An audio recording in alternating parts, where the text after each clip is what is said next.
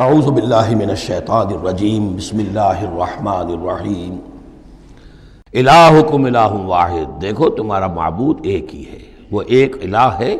فالذین لا یؤمنون بالآخرۃ، تو وہ لوگ کہ جو آخرت کا یقین نہیں رکھتے، منکرۃ وہم مستکبرون، وہ اس بات سے انکار کرتے ہیں، وہ اس کو قبول کرنے میں جھجکتے ہیں اور ان کے اندر استکبار پیدا ہو جاتا ہے، مغرور ہو جاتے ہیں۔ یہ بات ذرا اچھی طرح سمجھ لیجئے کہ یہ آخرت سے جو لوگ منکر ہیں اس کا کیا یہ چین کیا ہے، قرآن کا آرگومنٹ اصل میں کیا ہے، لائن آف آرگومنٹ۔ قرآن کا آرگومنٹ یہ ہے کہ جس شخص کی فطرت ابھی سلیم ہے، اس کے اندر ایک اخلاقی حس ہوتی ہے، وہ جانتا ہے کہ یہ اچھائی ہے، یہ برائی ہے۔ اگر اچھائی اور برائی کی تمیز انسان کے اندر موجود ہے تو اس سے لازماً نتیجہ نکلے گا آخرت کا تصور۔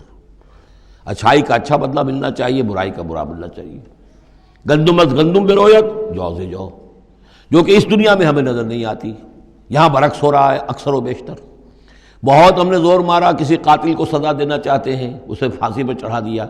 فرض کیجئے کہ قاتل جو ہے وہ تو بوڑھا تھا اور قتل کیا اس نے جوان آدمی کو، وہ جوان آدمی کی بیوی جوان بیوہ ہوئی ہے، اس کے چھوٹے چھوٹے بچے جو ہیں یتیم ہو گئے ہیں۔ یہ جو تھا 70 برس کا، یہ تو کھا پی چکا، سب کچھ زندگی گزار چکا۔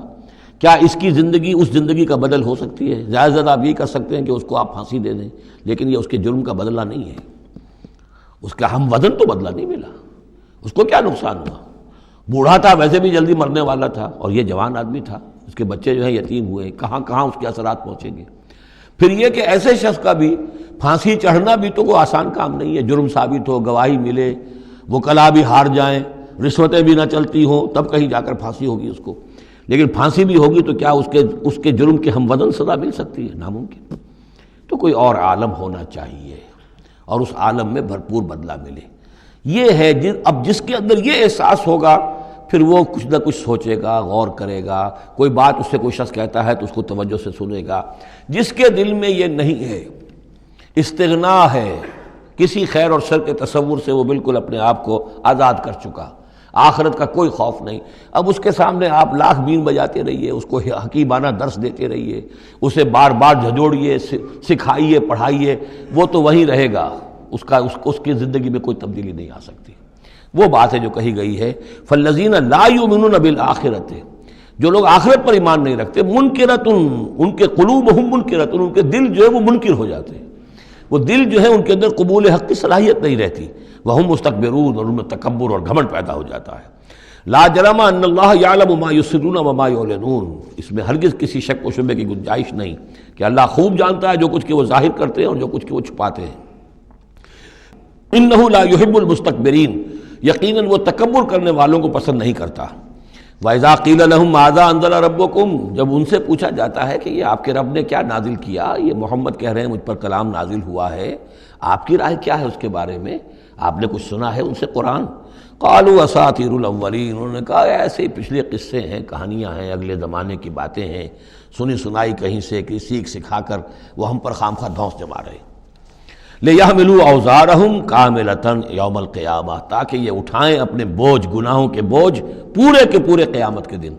یعنی یہ جو ان کا دل جو ہے اس طریقے سے اس حق کی طرف مائل نہیں ہو رہا ہے، اس کا نتیجہ کیا نکلے گا کہ اپنے سارے گناہوں اور سرکشی کا پورا پورا بوجھ قیامت کے دن اٹھائیں، اور نہ صرف اپنے بوجھ اٹھائیں، وَمِنْ أَوْزَارِ الَّذِينَ يُضِلُّونَهُمْ بِغَيْرِ عِلْمٍ، اور ان لوگوں کے بوجھ بھی اٹھائیں جنہیں یہ گمراہ کر رہے ہیں۔ لوگ تو آتے ہیں ان کے پاس، یہ دانشور ہیں، ان سے پوچھیں جناب آپ نے کچھ سنا، محمد نے آج فلاں کلام پیش کیا ہے، آپ کی کیا رائے ہے؟ یہ ہمارے لیڈر ہیں، یہ انلائٹنڈ لوگ ہیں، اور یہ لوگ جو ہیں یہ دانشور ہیں، ان سے پوچھا جائے جا کر۔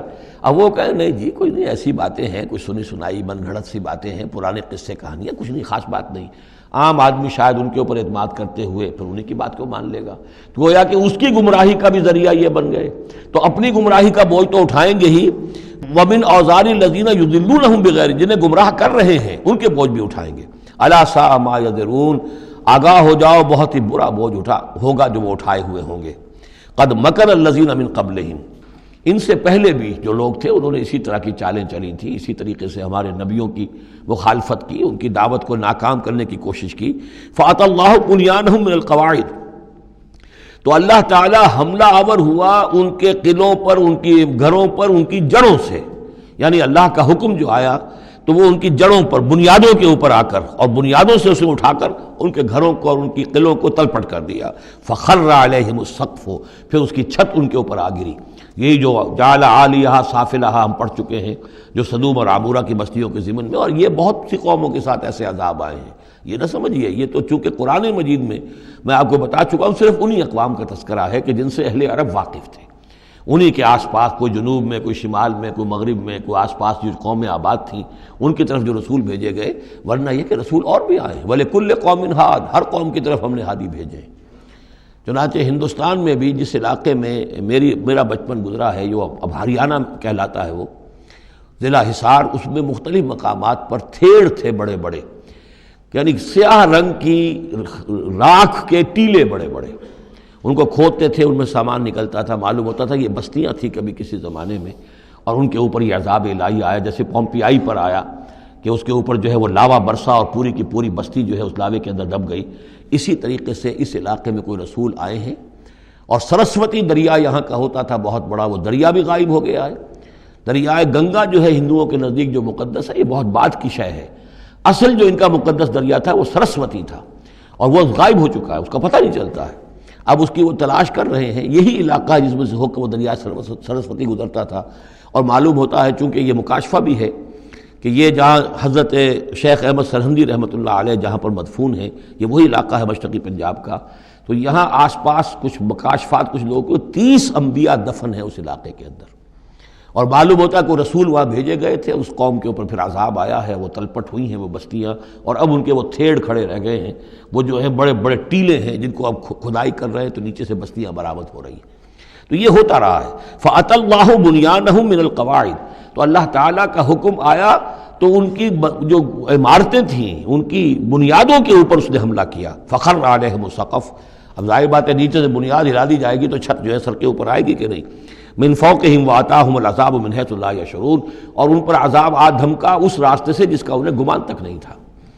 ثم یوم القیامت یخزیہم، اور پھر ابھی مزید جو ان کی رسوائی ہونی ہے وہ تو قیامت کے دن ہوگی. ثم یوم القیامت یخزیہم ویقول این شرکائی الذین کنتم تشاقون فیہم، انہیں رسوا کرنے کے لیے اللہ تعالیٰ کہے گا کہاں ہے وہ آپ کے شریک، وہ معبود جن پر غرہ تھا، جن پہ تکیہ تھا، وہی پتے ہوا دینے لگے، وہ کہاں گئے وہ پتے جن کے بارے میں تمہیں سخت حمیت تھی. تشاقون فی، جن کی وجہ سے تم مارنے کو دوڑتے تھے، جو بھی ان کی نفی کرتا تھا ان کی تکہ بوٹی کرنے کو تیار ہو جاتے تھے. اتنی حمیت، اتنی غیرت اپنے معبودوں کے لیے تمہارے اندر تھی.